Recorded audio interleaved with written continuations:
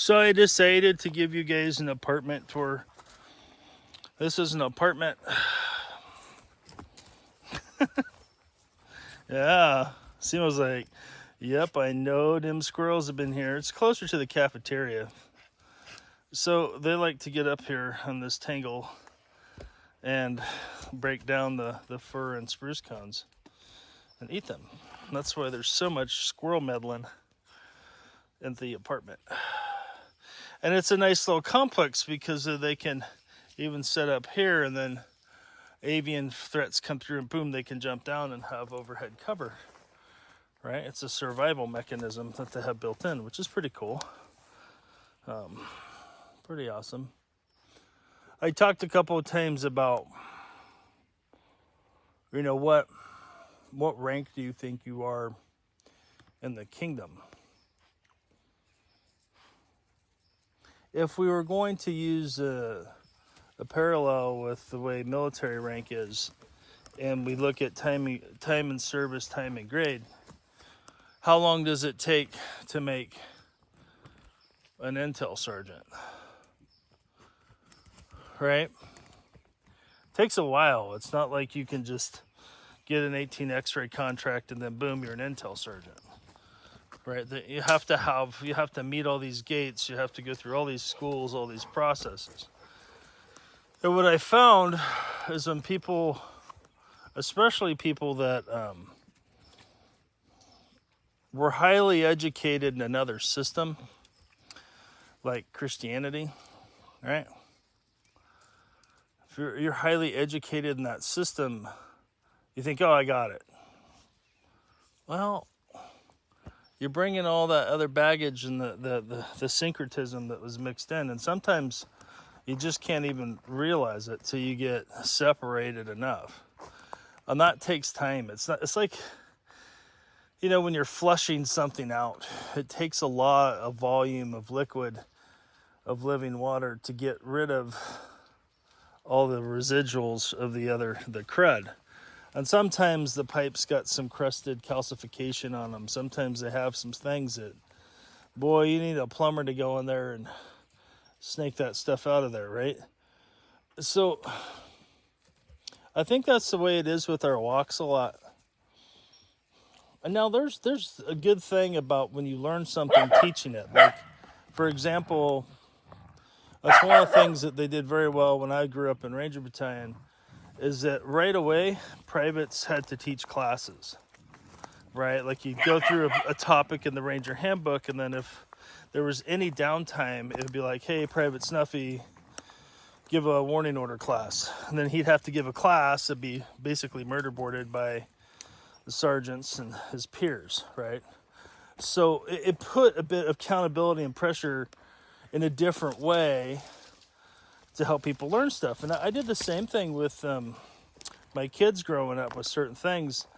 It's funny, I need to convert some of the videotapes to digital with my young kids giving classes on plants or knife safety or fire starting, or it's a hoot to look back at it, but it's also cool because it solidified all that stuff for them, right? Being able to talk about it. So I'm not discounting that. Like, that is a thing, right?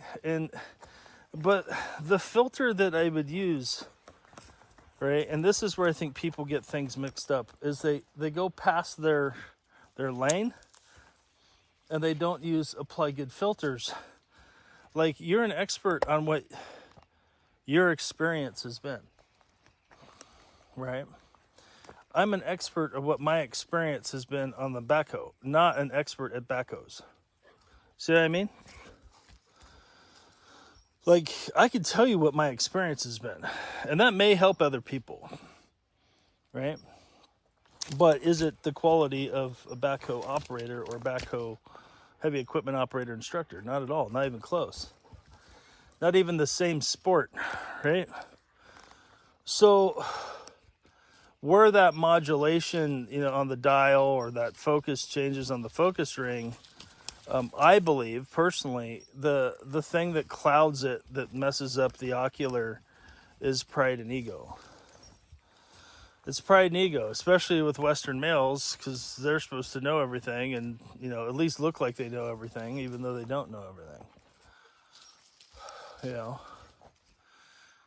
That's a very common upbringing in the generations after mine, and even my generation to an extent, right? So it's one of those cautionary tales of, well, quantify how long you've been doing it. Well, I've raised, like someone's telling me, like, oh, I raised sheep for 4 years. Okay, well, I raised them for 10. Doesn't mean I'm better than you. It's just I have longer data points.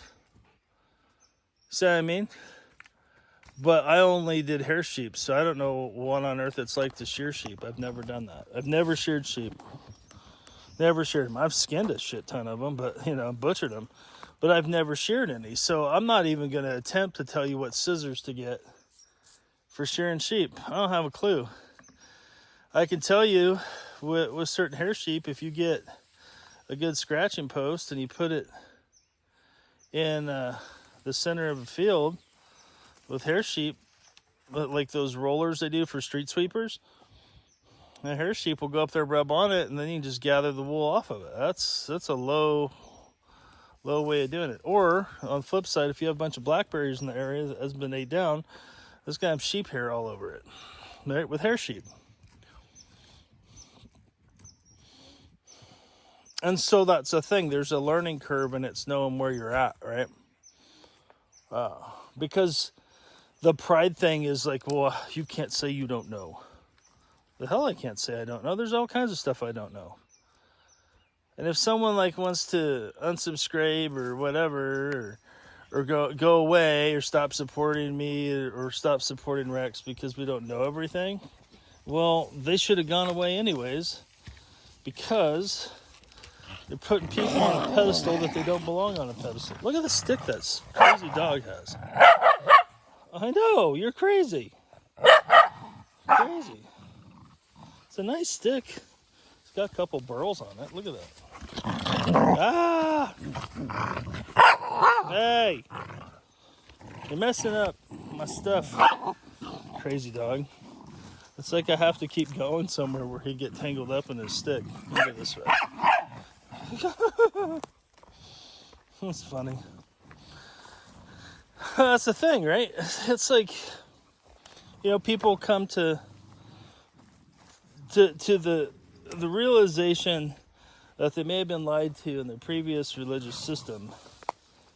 And then all of a sudden it's like the tendency to you can't take that same operating system and use it that you used before because it was unsuccessful. It didn't work, right? And it's like, well, I'll teach myself. I've taught myself all kinds of stuff through the years, and I can tell you, it's way easier if you find somebody who's been doing it longer than you have. That is a thing. Oh my God. Teamwork. I try to go through thick trees. So, look at that guy. Oh my gosh. You're probably getting dizzy. I'm like spinning around in circles, keep from getting hit in the ankles by Zon. So, that's the idea, is to quantify how long you've been doing it.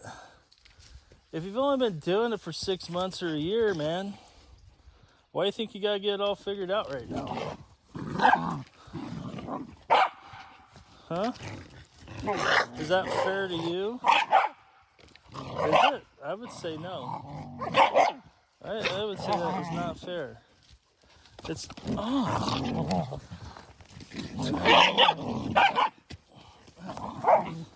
cut my hand. So when you look at stuff that's such an important thing, remember some facts, right? Number one, you don't have it all figured out. Number two, you might need to find someone who's been doing it longer than you have that you can default to. And number three, you need to use discernment based off of what you already know, right? So here's my advice. This is the most general of ways to sum it up. If a person or a doctrine or a dogma, right, if you want to know if you should spend all your time on it or focus on it or whatever, there's two basic criteria that I say that's worked for me. Just two, right? Because I believe if you boil stuff down to the simple stuff, it makes it easy. Ooh, those are vertical gouges.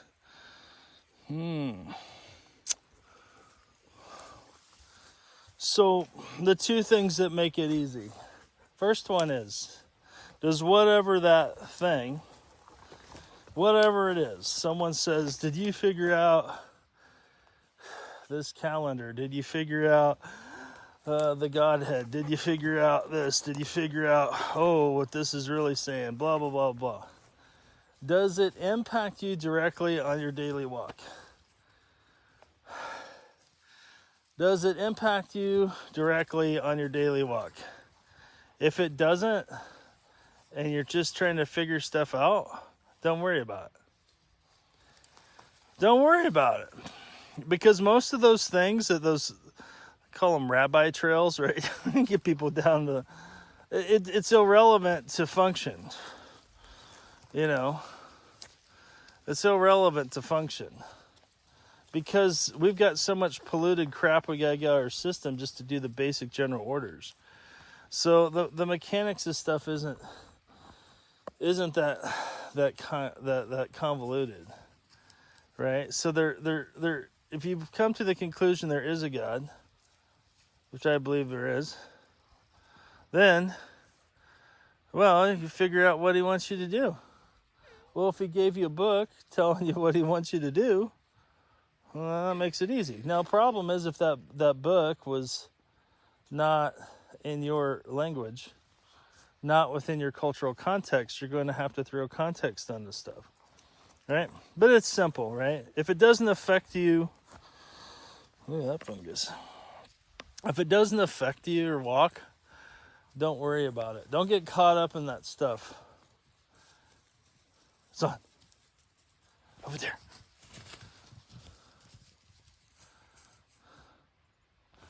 So,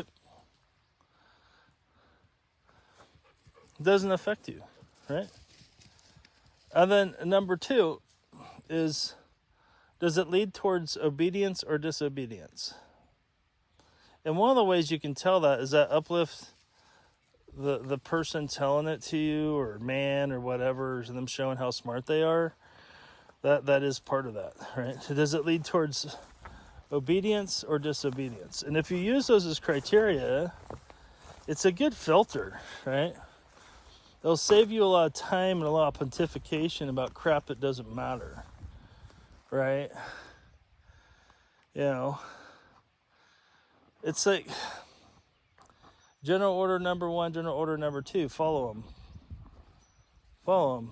Okay, well, what about this thing with the ox? Do you own any oxes? No? Okay, well, then don't worry about it. What about this thing with the temple? Is the temple around right now? No? Well, don't worry about it. What temple do you need to worry about? Yourself, right? Because aren't you living temple, right? Understand the allegory, right? Understand the context that it's from. A lot of those things are written for people to understand that are very close to the land, that are shepherds, that are fishermen, that have agrarian backstyles, that don't have the U of tubes messing with their brain, right? So don't sweat the small stuff, man. It's simple. Does it lead towards obedience or disobedience? Does it insert man above where he should be? Does it insert man above where he should be? Should there be teachers and stuff? Sure, look at Ephesians 5. Not everyone's gifted to be that. What are you an expert on? Your experience. That's what you're an expert on. Do you need to go to some institute to tell you, to make you an expert on your experience? No. Right? Because your experience is real for you. Right? So the changes, the stuff that affected you, which is going to be different than the stuff that affected me. because we're fearfully and wonderfully made and different and unique, and he loves diversity. Look out here. Loves it. Loves it.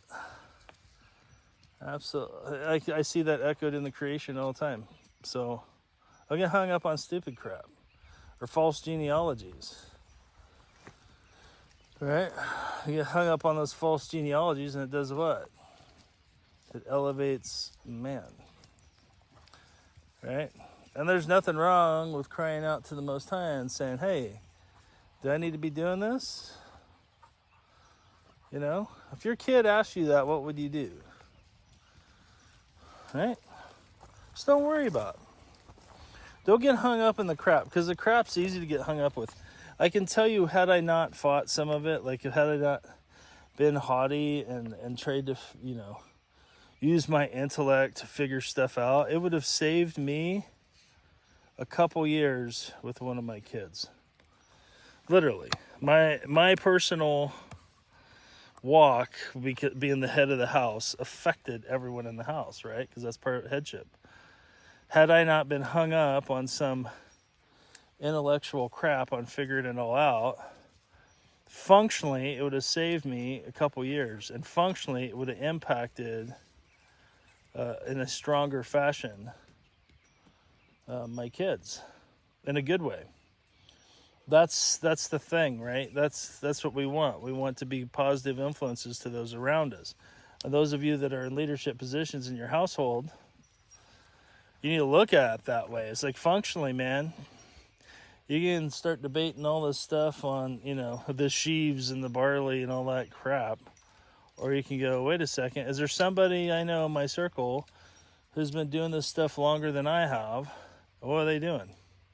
Okay. And guess what? Later on, you might switch to somebody else. That's all right. But don't switch because you don't like what they're saying. Don't switch because you don't like what they're saying. Because remember what good training is. It has accountability and pressure. And you should be feeling some pressure to get rid of that you that's part of that equation. Hey, stop being a jerk. Simple stuff. Simple principles towards obedience, towards disobedience, right? Does it elevate a man? And what I mean by elevate a man is it, someone's smart, right? Someone's smart. Nobody on earth's got it all figured out yet, right? There's a lot of people that know more than I do, right? Because they've been doing it longer. And they know about applying it in different ways than I do, because they've been doing it longer. Right? And certain people have certain gifts, right? It's just the way it is. But I will say this, what stood the test of time? Someone who just had an epiphany and been doing something for 5 minutes? Someone who was more heavily indoctrinated by another system? Because there's still going to be residuals there, right? It takes time for stuff to work itself out. It just does. I mean, that's a principle that I've seen transverse the natural world. And so I don't, just, set my analytical brain on the side. You're supposed to use discernment. Discernment. If someone's telling you to do something that's disobedient to what he says to do, go somewhere else. Simple. Simple. Hope this finds you well. Get outside into the high mountains and carry rucksacks, not feelings bags. Shalom.